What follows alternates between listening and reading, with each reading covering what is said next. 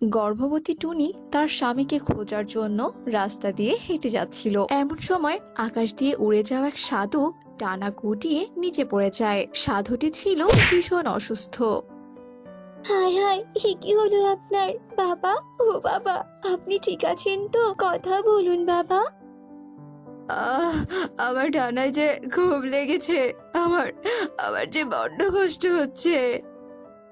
বাবা, আপনি কোনো চিন্তা করবেন না, আমি এক্ষুনি আপনার ডানায় জড়িবুটি লাগিয়ে দিচ্ছি। টুনি পাশে থেকে কিছু লতা পাতা ছিঁড়ে জড়িবুটি বানিয়ে সাধুর ডানায় লাগিয়ে দেয়, আর অল্প কিছুক্ষণের মধ্যেই সাধু একদম সুস্থ হয়ে যায়। আমার উপকার করার জন্য তোকে অনেক ধন্যবাদ রে বাছা। তা বাছা, এই নির্জন জঙ্গলে তুই একা একা কোথায় যাচ্ছিস? তোকে তো দেখে মনে হচ্ছে তুই গর্ভবতী। আমি আমার স্বামীকে খোঁজার জন্য এই জঙ্গলের পথে এসেছি সাধু বাবা, কিন্তু কিন্তু আমি ওকে কোথাও খুঁজে পাচ্ছি না। এদিকে এদিকে যে আমার ডিম দেওয়ার সময়ও প্রায় হয়ে এসেছে সাধু বাবা। তুই এ নিয়ে একদম চিন্তা করিস না বাছা। সময় হলেই তুই তোর স্বামীকে খুঁজে পাবি। আর আমার প্রাণ বাঁচিয়ে আমার উপকার করার জন্য আমি তোকে আশীর্বাদ করছি বাছা। তোর পেটের সন্তান শুভ শক্তির অধিকারী হবে। তারা অশুভ শক্তিকে দমন করতে পারবে, আর তোর জীবনেও আনন্দ বয়ে আনবে বাছা। এত ভালো আশীর্বাদ করার জন্য আপনাকে অনেক ধন্যবাদ সাধু বাবা, অনেক ধন্যবাদ। এবার আমি আসি রে মা, আর তুইও তোর স্বামীকে খুঁজে দেখ, কেমন? এই বলে সাধু সেখান থেকে চলে যায়, আর টুনিও তার স্বামীকে খুঁজতে খুঁজতে সামনের দিকে যায়। আর সেখানে গিয়ে টুনি তার স্বামীকে মৃত অবস্থায় দেখতে পায়। এ আমার কি সর্বনাশ হলো! আমার স্বামী আমাকে একা রেখে চলে গেল। আচ্ছা, ওর কি হয়েছিল? কেউ কি আছো? আমার স্বামীকে তোমরা বাঁচাও। এবার এবার আমি কি করে বেঁচে থাকবো? হায় সৃষ্টিকর্তা, আমার এ কি সর্বনাশ হয়ে গেল! টুনি তার স্বামীর মৃতদেহ দেখে ভীষণ কান্না করতে থাকে। এরপর মৃতদেহ বাড়িতে নিয়ে গিয়ে তার সৎকার করায়। এরপর দেখতে দেখতে বেশ কয়েকদিন কেটে যায়। টুনিও একসাথে 5টা ডিম দেয়। টুনি সেই ডিমগুলোতে তা দিয়ে 5 কন্যা সন্তানের জন্ম দেয়। মারে, সৃষ্টিকর্তা আমার স্বামীকে আমার কাছ থেকে কেড়ে নিয়েছে, আর তার বিনিময়ে হয়তো তোদের আমার কাছে পাঠিয়ে দিয়েছে। মা, ও মা, তুমি আর কেঁদো না গো, কেঁদো না। আমরা তো এখন চলে এসেছি, তোমার আর কোনো চিন্তা নেই, তুমি কেঁদো না। হ্যাঁ রে মা, তোদের পেয়ে আজ আমিও নিশ্চিন্ত। টুনি তার 5 কন্যাকে অনেক যত্নে বড় করে তুলতে থাকে। টুনির 5 কন্যা সারাদিন বনের ভেতরে খেলাধুলা করত, আর কেউ বিপদে পড়লে তাদের সাহায্য করার জন্য দৌড়ে যেত। আজ থেকে আমরা জঙ্গলে জঙ্গলে ঘুরে বেড়াবো, কেমন? আর যাকে অসহায় অবস্থায় দেখবো তাকে আমরা সাহায্য করব, কেমন? ঠিক আছে দিদি, চল। এরপর 5 কন্যা মিলে জঙ্গলে চলে যায়, আর যেতেই ওরা একটা বৃদ্ধাকে দেখতে পায়, যে কিনা ক্ষুধার জ্বালায় ছটফট করছিল। টুনটুন, তুই বাড়ি থেকে খাবার নিয়ে আয় তো, যা যা, এই বৃদ্ধা দিদাকে খাবার খাওয়াতে হবে। এরপর টুনটুন বাড়িতে চলে যায় খাবার নিতে, আর খাবার নিয়ে সে ফিরে আসে। এরপর 5 কন্যা মিলে বৃদ্ধাকে খাবার খাইয়ে তারা খুশি মনে বাড়িতে ফিরে আসে। এভাবেই কেটে যায় বেশ কিছুদিন, আর তারাও অনেকটা বড় হয়ে ওঠে। কিন্তু 5 কন্যা বড় হলেও ওরা সেটা জানে না যে ওদের মাঝে একটা শক্তি লুকিয়ে আছে। তারপর হঠাৎই জঙ্গলে একটা দানব ঈগল আসে। হা হা হা হা, এই জঙ্গলে তো অনেক পাখি দেখতে পাচ্ছি। এখানে থাকলে আমি রোজ পাখি খেতে পারবো, আর বেশি বেশি পাখি খেয়ে শক্তিশালী হতে পারবো। দানব ঈগল একটা একটা করে পাখি ধরতে থাকে, আর গপ গপ করে গিলতে থাকে। এদিকে বাকি সব পাখিরা সেদিক দিয়ে ছুটাছুটি করতে থাকে। এসব দেখে টুনি তার 5 কন্যাকে বলে, মারে, তোরা কেউই বাড়ির বাহিরে বের হোস না, জঙ্গলে যে দানব ঈগল এসেছে, ওই ঈগল যাকেই পাচ্ছে তাকেই গিলে খাচ্ছে, তোদের সামনে পেলে যে তোদেরও খেয়ে নেবে। মা, তুমি এ নিয়ে কোনো চিন্তা করো না তো। আমরা নিজের প্রাণের ভয়ে কিনা জঙ্গলের পাখিদের সাহায্য করব না? এটা কি করে হয় মা, বলো তো? মা, তুমি আমাদেরকে বাধা দিও না, আমাদেরকে অন্যের পাশে দাঁড়াতে দাও মা। মারে, আমি যে চাই না তোদের বাবার মতো আমি তোদের হারাই। মা, আমাদের কিচ্ছুটি হবে না, তুমি দেখো। হঠাৎই টুনির সেই সাধু বাবার কথা মনে পড়ে যায়। ও হ্যাঁ, আমার মনে পড়েছে। সাধু বাবা তো আমাকে বলেছিল আমার 5 কন্যা শুভ শক্তির অধিকারী হবে আর সবার জন্য আনন্দ বয়ে আনবে। হ্যাঁ হ্যাঁ, এটাই তো আমাকে সাধু বাবা বলেছিল। মা, ও মা, তুমি কি বিড়বিড় করছো বলো তো? কি বলছো তুমি? হ্যাঁ, তোরা 5 বোন যে শুভ শক্তির অধিকারী রে মা। তোরা 5 বোন পারবি ওই দানব ঈগলকে ধ্বংস করতে। এবার তোরা যা রে মা, আমি তোদের আর আটকাবো না। বোন, তোরা শুনলি তো? আমরা পারবো ওই দানব ঈগলকে ধ্বংস করতে। চল চল, আর এক মুহূর্ত দেরি করলে চলবে না। মা, আমরা চাচ্ছি, তুমি আমাদের আশীর্বাদ করো। 5 কন্যা তাদের মায়ের কাছ থেকে আশীর্বাদ নিয়ে দানব ঈগলকে ধ্বংস করার জন্য বেরিয়ে পড়ে। বন্ধুরা, ততক্ষণে তোমরা বলো 13 যোগ 13 সমান সমান কত হয়? অ্যান্সারটি অবশ্যই কমেন্টে জানাবে। এই দানব ঈগল, এই, তুই এতদিনে বনে অনেক পাখিকে খেয়েছিস, তবে আর পারবি না, বুঝেছিস? আজ তোর জীবনের শেষ দিন। 5 কন্যার হাতে যে তোকে আজ মরতেই হবে। তোদের মতো সামান্য পাখি কিনা মারবে আমাকে? হা হা হা। তার আগে আমি তোদেরকে ভস্ম করে দেব। তোর ওই আগুন আমাদের কিচ্ছু করতে পারবে না। পারিস তো লড়াই করতে, আয় আয় বলছি। আমাকে লড়াই করতে বলছিস? আচ্ছা ঠিক আছে, আয়। হা হা হা। আমার সাথে কেউ পারবে না, আমি এই জঙ্গলের একমাত্র শক্তিধর। দানব ঈগল গর্জন করতে থাকে আর খুশিতে হাসতে থাকে। ওইদিকে 5 কন্যা পালিয়ে বাড়ি ফিরে তার মাকে সব কথা খুলে বলে। ও, এই কথা তাহলে? তবে তো আমার আর কিছুই করার নেই। আমাদের ওই সাধু বাবাকে খুঁজে বের করতে হবে। চল মা, চল তোরা। টুনি তার 5 মেয়েকে নিয়ে বেরিয়ে পড়ে সাধু বাবাকে খোঁজার জন্য। খুঁজতে খুঁজতে ওরা সাধু বাবাকে পেয়েও যায় আর টুনি সব ঘটনাই সাধু বাবাকে খুলে বলে। ওই দানব ঈগল যে অনেক শক্তিশালী, তাই তো ওই দানব ঈগলের শক্তির কাছে 5 কন্যা বারবার হেরে যাচ্ছে। আর তাছাড়া আমি 5 কন্যাকে সমস্ত শক্তি দিয়ে দেইনি, আমার কাছে কিছু শক্তি গচ্ছিত রেখেছি। এই 3 ভুট্টার মধ্যে 5 কন্যার সমস্ত শক্তি লুকায়িত অবস্থায় আছে। এই নে 3 কন্যা, তোরা এই 3 ভুট্টা থেকে শক্তি অর্জন কর, আর এই শক্তি দিয়েই তোরা দানব ঈগলকে ভৎস করতে পারবি। ঠিক আছে সাধু বাবা, ঠিক আছে। আপনারা আমাদের জন্য অপেক্ষা করুন, আমরা জয়ী হয়ে আবারও ফিরে আসবো। তোরা আবার ফিরে এসেছিস, এবার তো তোদেরকে মরতেই হবে। এবার মরতে নয়, আমাদেরকে মারতে এসেছি। এরপর 5 কন্যা ওদের 3 ভুট্টা দানব ঈগলের সামনে ধরে আর তখনই 3 ভুট্টা থেকে আলোকরশ্মি বেরিয়ে সেই দানব ঈগলের গায়ে পড়ে আর তখনই দানব ঈগলের শরীরে আগুন লেগে যায় আর সাথে সাথে ঈগল ভৎস হয়ে যায়।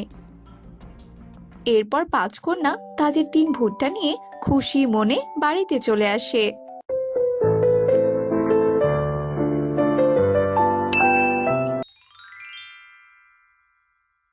ফুলপুর গ্রামের পাশে এক বড় জঙ্গল ছিল। ওই জঙ্গলে টোনা আর টুনি নামে এক দম্পতি বাস করত।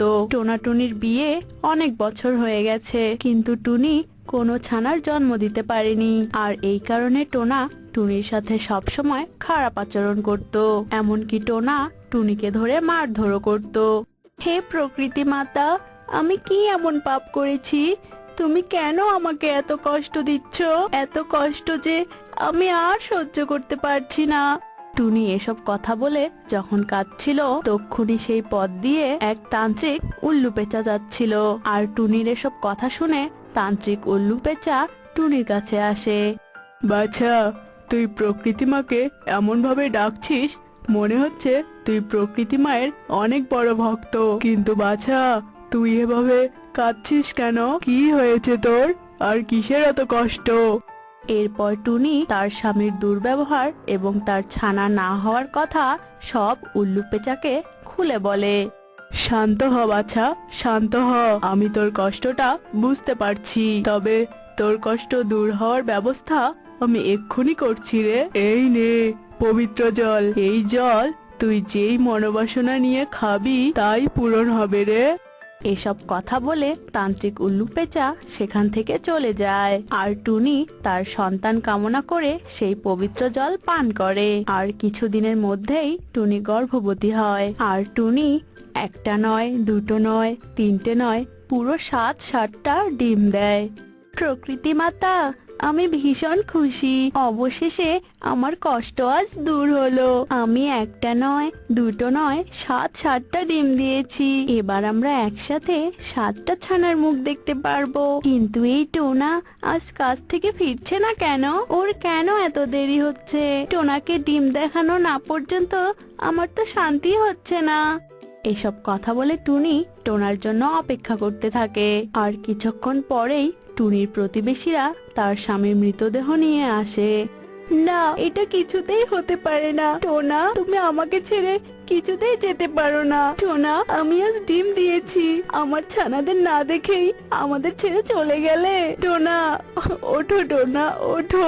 এটা কিছুতেই হতে পারে না। টোনা, চোখ খোলো টোনা, চোখ খোলো। এভাবেই টুনি টোনার মৃতদেহর পাশে কাঁদতে থাকে। টোনার মৃত্যুর পর টুনি ভীষণ ভেঙে পড়ে। আর কেঁদো না টুনি দিদি, এবার একটু শান্ত হও, সবটা মেনে নাও। কি আর করবে বলো? টোনা দাদা চলে গিয়েছে, তাতে কি হয়েছে? তোমার ডিমগুলো তো আছে, তা দিয়ে ছানা ফোটাও তুমি, দেখবে তখন ছানাদের নিয়ে তুমি খুব ভালো থাকবে। সুখী পায়রার কথায় টুনি কিছুটা শান্ত হয়। আর টুনি ডিমে তা দিতে শুরু করে। এরপর বেশ কয়েকদিন কেটে যায়। আর টুনির ডিম ফুটে বাচ্চা বের হওয়ার সময় চলে আসে।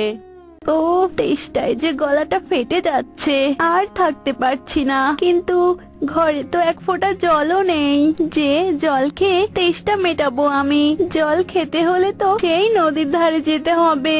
আর এদিকে তো ডিমে ফাটল ধরেছে, আর কিছুক্ষণের মধ্যেই মনে হয় আমার ডিমগুলো ফুটে বাচ্চা বের হবে। আর এখনই আমার এভাবে জল তেষ্টা পেলো। এভাবে এই ফাটল ধরা ডিমগুলো যদি রেখে যাই, তবে চিলের যদি চোখে পড়ে যায়, তাহলে তো চিল আমার ডিমগুলোকে খেয়ে ফেলবে। তখন তো আমার সর্বনাশ হয়ে যাবে। আর আমার ছানারা পৃথিবীর আলো দেখার আগেই চিলের পেটে চলে যাবে। না, আমি বরং ডিমগুলো আড়াল করে রেখে তবেই জল খেতে যাব। এরপর টুনি বাসার খড়গুলো দিয়েই ডিমগুলো আড়াল করে রাখে। আর তারপর জল খেতে চলে যায়। টুনি নদীর ধারে নেমে জল খেতে থাকে। আর তক্ষুনি একটি দানবী ঈগল টুনিকে ছোঁ মেরে উড়ে নিয়ে যায়। কে কোথায় আছো?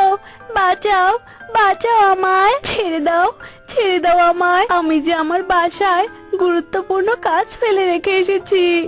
টুনি এভাবে অনেক চিৎকার করলেও কোনো কাজ হয় না। দানবী ওই ঈগল টুনিকে ওর গুহায় নিয়ে যায় আর আটকে রাখে। আহা, টুনি এত কাঁদিস না তো, আমি এক্ষুনি তোকে খাবো না, বুঝেছিস? আমি তো আজকের খাবার খেয়েই এসেছি, আমি তোকে কাল খাবো। আর এখন তো আমার বিশ্রাম নেওয়ার সময়, বুঝতে পেরেছিস? তাই এখন আর কান্নাকাটি না করে ঘুমিয়ে পড়। আমিও ঘুমিয়ে পড়ছি। এরপর দানবী ঈগল ঘুমিয়ে পড়ে। আর টুনি ঈগলের বাসায় বন্দী হয়ে যায় আর ভাবতে থাকে সে কি করে ঈগলের গুহা থেকে মুক্তি পাবে। এভাবেই সন্ধ্যা কেটে রাত নেমে আসে আর বৃষ্টি শুরু হয়। ধুর বাবা, এই ঝড় বৃষ্টির মধ্যে আমি এখন কোথায় যাই? এই তো চুরি করার জন্য জঙ্গলের পাখিরা আমাকে মারধর করে আমাকে তাড়িয়ে দিল। তাই তো বাধ্য হয়ে আমি এই জঙ্গলে এলাম। আর এই জঙ্গলে আসতে না আসতেই এত ঝড় বৃষ্টি শুরু হলো। এই রাতে এত ঝড় বৃষ্টির মধ্যে এখন আমি কোথায় আশ্রয় নেই? আরে ওই তো একটা পুরনো বাসা দেখা যাচ্ছে। দেখি তো ওখানে গিয়ে একটু আশ্রয় জোটে কিনা। এসব কথা চিন্তা করতে করতে শালিক টুনির বাসায় যায়। টুনির এমন খালি বাসা দেখে তো শালিক আরাম করে টুনির বাসায় বসে। যাক বাবা, বাসাটা কত সুন্দর ফাঁকা, এবার তাহলে আমি এখানেই শান্তিতে থাকতে পারবো। ও মার খেয়ে খেয়ে শরীরটা আমার ভীষণ ব্যথা করছে, এখন আমি শান্তিতে একটু বিশ্রাম করি। এসব কথা বলে শালিক টুনির বাসায় বসে পড়ে আর ঝিমাতে থাকে। আর শালিকের শরীরের তাপে আর খড়কুটোর মাঝে থেকে 7টি ছানা বেরিয়ে আসে আর অনেক কিচিরমিচির করতে থাকে। আরে এসব ছানা এখানে কোথা থেকে এলো? এরাও কি আমার মতো এই বাসায় আশ্রয় নিতে এসেছে নাকি? না, এদেরকে তো কিছুতেই এখানে আশ্রয় দেওয়া যাবে না। এত ছোট একটা ঘরে 7টা ছানা, এদের জায়গা দিতে গেলেই তো আমি শান্তিতে থাকতে পারবো না। না, আমি কিছুতেই এদের থাকতে দেব না। আর এসব কথা চিন্তা করতে করতে শালিক টুনির ছানাদের ঝড় বৃষ্টির রাতেই বাসা থেকে বের করে দেয়। আর এর কিছুক্ষণ পর টুনি ঈগলের বাসা থেকে পালিয়ে নিজের বাসায় চলে আসে। আরে আরে, আমার বাসায় তুমি কে? হ্যাঁ, আর তুমি যে আমার বাসায় আছো, তবে আমার ডিম কোথায়? হ্যাঁ, আমি ঈগলের কবল থেকে অনেক কষ্টে মুক্তি পেয়েছি। আর এই তো এখানেই তো আমার ডিমগুলো ছিল। কোথায় আমার ডিমগুলো? আর আমার ডিমগুলো থেকে তো বাচ্চা ফোটার সময় হয়ে গিয়েছিল। বলো, তুমি আমার ডিমগুলো কি করেছো? উফ, আপদগুলোকে তাড়ালাম, এখন আবার আরেক আপদ এসে জুটলো। এই, কি মিথ্যা কথা বলছো তুমি? এটা তোমার বাসা মানে? মিথ্যা কথা বলছো তুমি, তাই না? এটা আমার বাসা। শালিকের এসব কথায় কান্না দিয়ে টুনি ঘরের মধ্যে তার ডিমগুলোকে খুঁজতে থাকে। আর পুরো বাসা খুঁজেও টুনি তার ডিমগুলোকে দেখতে পায় না। হে প্রকৃতি মাতা, আমার ডিমগুলো কোথায় গেল? আর এই, তুমি আমার বাসায় কি করছো? হ্যাঁ, আর আমার ডিমগুলো কোথায়? জবাব দাও আমায়। আরে কিসের ডিম? আর কার বাসা? তুমি মিথ্যা বলছো কেন? হ্যাঁ, এটা কিছুতেই তোমার বাসা হতে পারে না, বুঝেছো? এভাবেই টুনি আর শালিক অনেক তর্ক করতে থাকে। আর তর্ক করতে করতে ভোর হয়ে যায়। আর টুনির বাসায় এমন চেঁচামেচি শুনে সুখী পায়রা টুনির বাসায় আসে। আরে টুনি দিদি, এটা আবার কে? আর এত চিৎকার চেঁচামেচি করছো কেন? এরপর টুনি সুখী পায়রাকে সমস্ত ঘটনা খুলে বলে। আর এসব শুনে সুখী পায়রার সাথেও শালিকের ঝগড়া লেগে যায়। এরপর শালিক বাধ্য হয়ে সবটা বলে দেয়। বলে যে সেই তার 7 ছানাকে তাড়িয়ে দিয়েছে আর নিজেই বাসাটা দখল করেছে। তোমার কি দয়া মায়া বলতে কিচ্ছু নেই? হ্যাঁ, সদ্য ফোটা বাচ্চাদের তুমি এভাবে তাড়িয়ে দিয়েছো। তুমি আমায় ক্ষমা করো বোন, আমি বুঝতে পারিনি। চলো আমরা সবাই মিলে তোমার ছানাদেরকে খুঁজি। এরপর টুনি, শালিক, সুখী পায়রা মিলে টুনির ছানাদের খুঁজতে বের হয়। এদিকে টুনির ছানাগুলো এক গাছের নিচে বসে অনেক কান্নাকাটি করছিল। আর তক্ষুনি সেই দিক দিয়ে সেই উল্লুক তান্ত্রিক পেঁচা যাচ্ছিল। আরে সাতকন্যা, তোরা এখানে কি করছিস? আর আমার দৈব শক্তি তো বলছে তোরা সেই টুনির 7টি ছানা, তবে তোদের এই হাল কেন রে? এরপর টুনির ছোট্ট ছোট্ট 7টি ছানা শালিকের তাড়িয়ে দেওয়ার কথা সমস্ত ঘটনা খুলে বলে। ছানাদের এসব কথা শুনে তান্ত্রিক উল্লু পেঁচার মনে অনেক মায়া হয়। আর তান্ত্রিক উল্লু পেঁচা জাদু করে 7টি ঘর বানায়। আর 7 কন্যাকে 7টি ঘর বানিয়ে দিয়ে তান্ত্রিক উল্লু পেঁচা সেখান থেকে চলে যায়।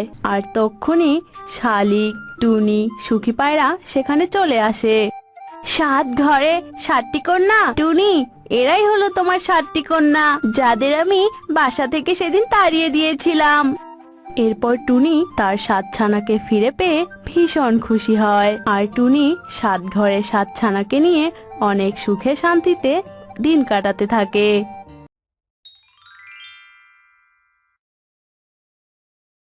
এখন আমি এখান থেকে নামবো কি করে? এখান থেকে পড়ে গেলে তো আমি আর বাঁচবো না। বাঁচাও, বাঁচাও, কে কোথায় আছো? আমাকে বাঁচাও। এভাবে কৃষক পত্নী মিনতি লতা পাতা জড়ানো পা নিয়ে ভয়ে কাঁদতে থাকে। আর তার কান্না দূর থেকে টোনা শুনতে পায়। আশেপাশে কে যেন কাঁদছে, মনে হচ্ছে কেউ বিপদে পড়েছে। দেখি তো।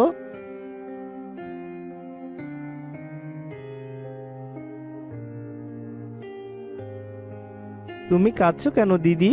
কি হয়েছে তোমার? আমি বড় বিপদে পড়েছি টোনা। এই গাছে আমি আম পাড়তে উঠেছিলাম, নামার সময় হঠাৎই আমার পা দুটো লতায় পেঁচিয়ে যায়। আমি অনেক চেষ্টা করেও হাত দিয়ে লতা ছাড়াতে পারছি না। এখান থেকে এপাশ ওপাশ করলেই আমি পড়ে যাব গো। তুমি কেঁদো না দিদি, আমি তোমাকে সাহায্য করব। এই বলে টোনা তার ঠোঁটের সাহায্যে লতাপাতা কেটে দিতে থাকে। তোমাকে অনেক ধন্যবাদ টোনা, তোমার এই উপকার আমি কখনো ভুলবো না। ধন্যবাদ দিতে হবে না দিদি, একজনের বিপদে আরেকজন সাহায্য করাই তো পরম ধর্ম, তাই না? তবুও টোনা, তোমার উপকার আমি কখনোই ভুলবো না। এই নির্জন জঙ্গলে তুমি না এলে হয়তো আমাকে ওই গাছেই ঝুলে থাকতে হতো। যদি কখনো সুযোগ পাই, তোমার এই উপকারের প্রতিদান আমি নিশ্চয়ই দেব। দিদি, এবার আমাকে ফিরতে হবে। আমার বউ টুনি গর্ভবতী, সময় মতো খাবার না নিয়ে গেলে যে খিদের জ্বালায় কষ্ট পাবে গো দিদি। ভাগ্যে থাকলে আমাদের আবার দেখা হবে। এই জঙ্গলের উত্তরেই আমি থাকি। তোমার উপকারের কথা আমি সারা জীবন মনে রাখবো। এসো টোনা। মিনতি টোনার কাছে বিদায় নিয়ে চলে যায়। অন্যদিকে টোনাও গাছের ডালে রাখা দানাগুলো নিয়ে বাসায় চলে যায়। টুনি, আজকালকের মধ্যেই তোমার ডিম ফুটে ছানা বের হবে।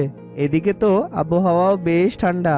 এমন আবহাওয়াতেও আমাদের ছানার শরীর গরম রাখার জন্য আমাদের লাঠির প্রয়োজন। হ্যাঁ গো, তুমি ঠিক বলেছ। আর দেরি না করে তুমি এক্ষুনি বন থেকে লাঠি নিয়ে এসো। যাও গো, তাড়াতাড়ি ফিরে এসো কিন্তু। আমি চাই আমাদের দুজনের সামনেই আমাদের ছানার জন্ম হোক। এরপর টোনা শুকনো লাঠির উদ্দেশ্যে বেরিয়ে পড়ে। আরে বাহ, শুকনো লাঠির খুঁজতে বেরিয়ে চমৎকার দানার খোঁজ মিলে গেল। যাই হোক, একসঙ্গে তো আজ দুটো কাজ হয়ে গেল। অনেক সময় তো হয়ে গেল, টোনা এখনো ফিরছে না। কিছুক্ষণ পর তো বিকেল গড়িয়ে সন্ধে নেমে আসবে। টোনার জন্য আমার বড্ড চিন্তা হচ্ছে। টনি টোনার চিন্তায় ছটপট করতে থাকে। না, এভাবে আর বসে থাকলে চলবে না। দেখি তো একটু এগিয়ে গিয়ে টোনা ফিরছে কিনা। এ কথা বলে টুনি টোনাকে খুঁজতে বেরিয়ে পড়ে। কিছু দূর যাওয়ার পর টুনি টোনাকে বন্দি অবস্থায় দেখতে পেয়ে ছুটে চলে যায়। ওগো, তোমার একই অবস্থা। তোমার এই অবস্থা কি করে হলো? তুমি তো শুকনো লাঠি আনতে বেরিয়েছিলে, তাহলে এসব কি হলো গো? দূরে সরে দাঁড়াও টুনি, দূরে সরে দাঁড়াও। তুমি এই জালের থেকে দূরে সরে দাঁড়াও। কে জানে তুমিও যদি আমার মতো জালে বন্দি হয়ে যাও। ওগো, আমি তোমাকে এমন বিপদে রেখে কি করে দূরে থাকবো?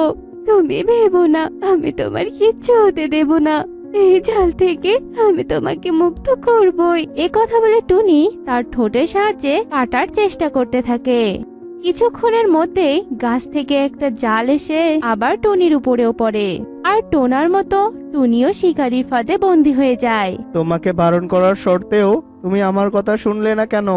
এবার দেখলে তো আমার মতো তোমারও অবস্থা হলো। ওগো, আমাদের অনাগত ছানার কি হবে?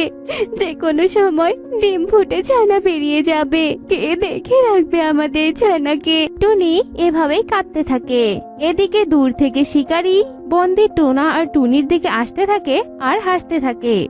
আরে বাহ, দারুণ মজা তো।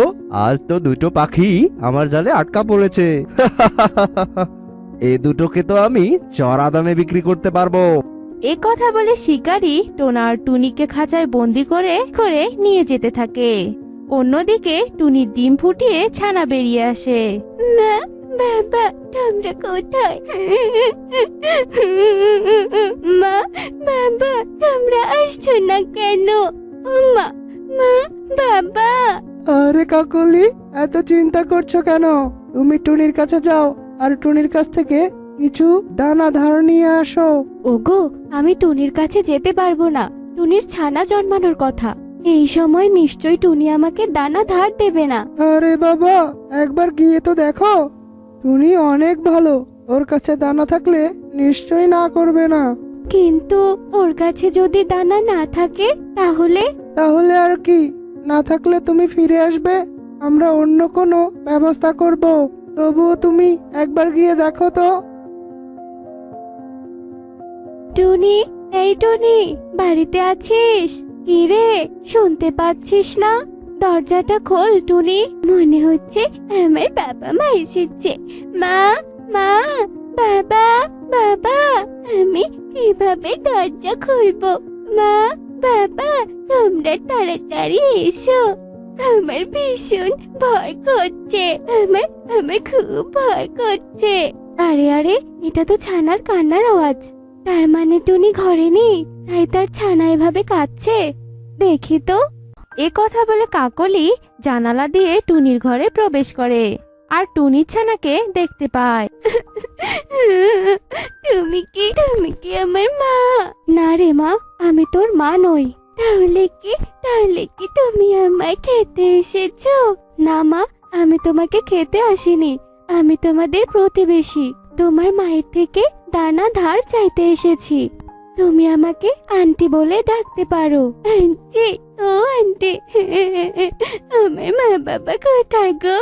আমি আমার বাবা মায়ের কাছে যাব।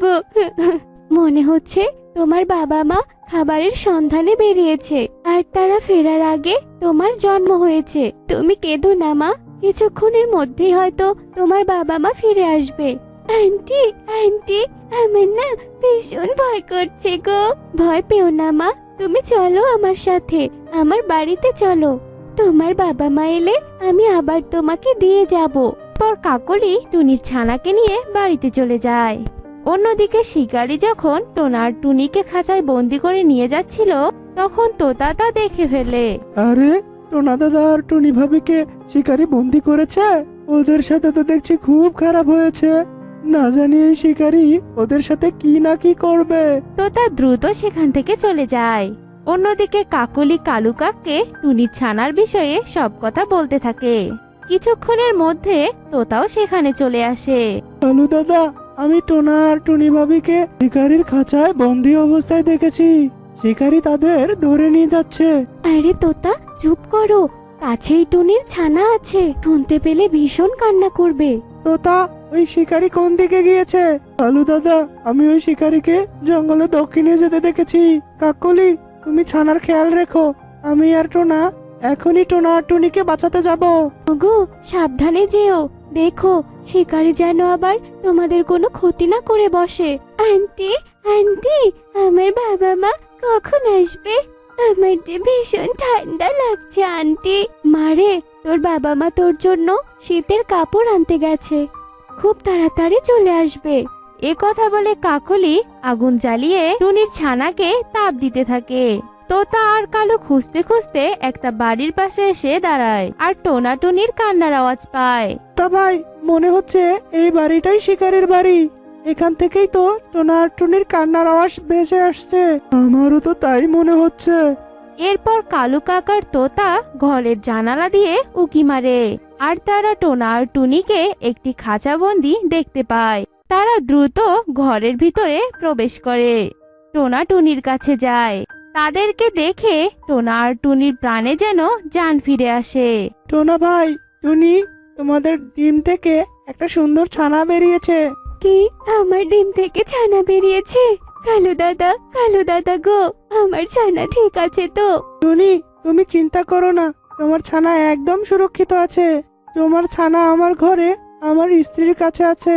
কালু দাদা, আমার ডিম থেকে কি ছানা বেরিয়েছে গো? ছেলে নাকি মেয়ে? তোমার ডিম থেকে ছোট্ট ফুটফুটে একটা মেয়ে ছানা বেরিয়েছে। তোমার মেয়ে ঠিক তোমার মতোই দেখতে হয়েছে। টুনি, আমাদের কপাল খারাপ। আমাদের একমাত্র সন্তানের জন্ম হলো, অথচ আমরা কেউ তার পাশে থাকতে পেলাম না। সন্তানের মুখ হয়তো আমরা আর কোনোদিন দেখতে পারবো না। ওগো, আমার মেয়েটার জন্য আমার ভীষণ কষ্ট হচ্ছে গো। কেঁদো না টুনি বোন, এই খাঁচা লোহা দিয়ে তৈরি, তাই আমাদের এই খাঁচা ভাঙার মতো শক্তি আমাদের ছোটে নেই। আমরা যে নিরুপায়। কালু দাদা, তাহলে কি আমরা ব্যর্থ হয়ে ফিরে যাব? কোনোভাবে কি টোনা দাদা আর টুনি দিদিকে উদ্ধার করতে পারবো না?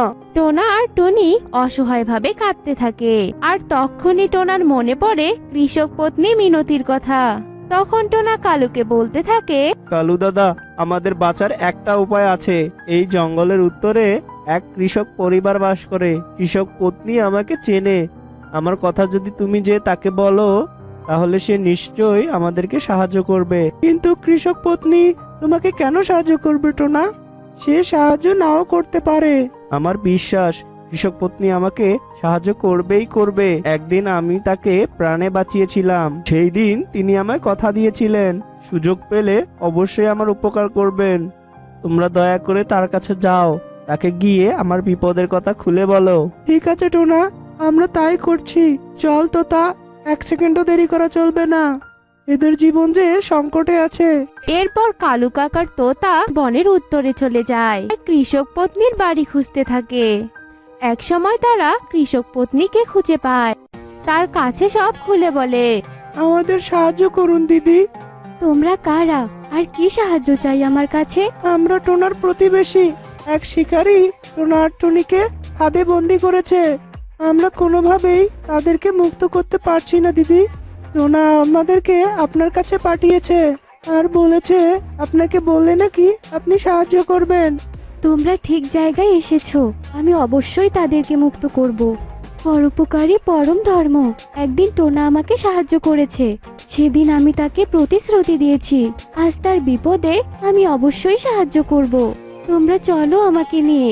এরপর কালু কাকার তোতা কৃষক পত্নীকে নিয়ে সেই শিকারীর বাড়িতে চলে যায়। ওই পাখি দুটোকে তুমি আমার কাছে বিক্রি করো, আমি তোমাকে দ্বিগুণ টাকা দেব। কি দ্বিগুণ টাকা দেবে? তাহলে তো বিক্রি করতেই হয়। এই নাও তোমার পাখি। শিকারী মিনতির কাছে টোনাটুনি বিক্রি করে টাকা নিয়ে চলে যায়। তোমাকে অনেক ধন্যবাদ দিদি, তোমার এমন উপকার আমি সারা জীবন মনে রাখবো। আজ তোমার কারণে যে আমরা দুজন মুক্ত হতে পেরেছি। আমাদের সবার উচিত উপকারীর উপকার স্বীকার করা।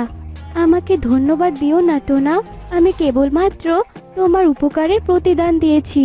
পরোপকারী যে পরম ধর্ম। এরপর তারা সবাই মিনতির কাছ থেকে বিদায় নিয়ে বাসার দিকে রওনা হয়। পথে যেতে টুনি একটা কলা গাছে আনারস ঝুলতে দেখে।